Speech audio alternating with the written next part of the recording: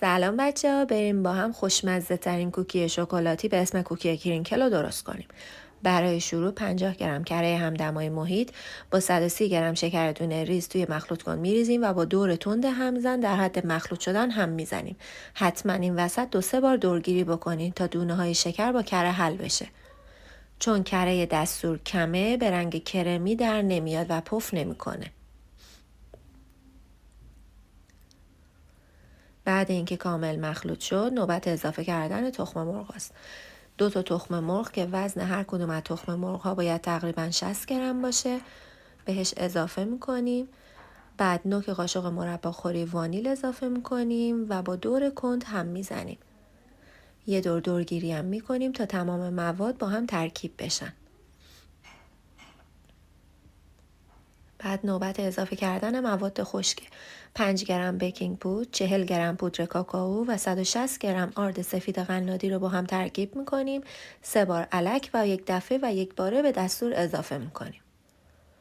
و با دور کند همزن در حد مخلوط شدن هم میزنیم.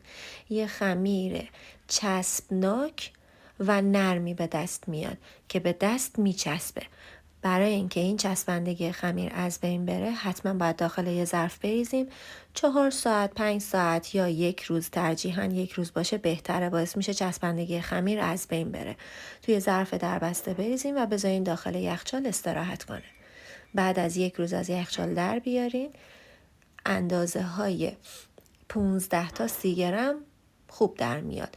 من همه رو 15 گرم گرفتم، شما میتونین بزرگتر بگیرین.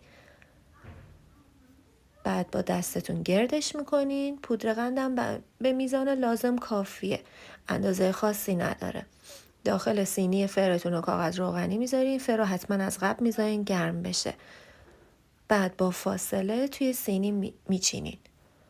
بعد اینکه این توپای کوکی رو آماده کردین، توی پودر قند دارین میغلطونین، حتما جوری پودر قند دورش کاور بشه که کل این گلوله رو پوشش بده. بعد میتونین هر فرمی که دوست دارین بهش بدین. توی فر برقی دمای 160 درجه مدت 15 دقیقه و فر گازی دمای 180 درجه 12 تا 15 دقیقه زمان کافیه برای پخت کوکی. بعد اینکه از داخل فر در آوردید بذارید خنک بشه. بعد از کاغذ روغنی جدا کنید. به خاطر پودر قندی که روش داره وقتی ترک میخوره شکل و ظاهر خیلی زیبایی پیدا میکنه و بسیار بافت نرم و لطیف و خوشمزه‌ای داره. چون پودر قند داره نمیتونین توی فریزر نگهداری کنین و این کوکی رو 1 هفته میتونین توی محیط طبیعی خونه داشته باشین. ببینین چقدر نرم و عالیه. اگه خوشتون اومد لایک و سابسکرایب یادتون نره. نوش جان.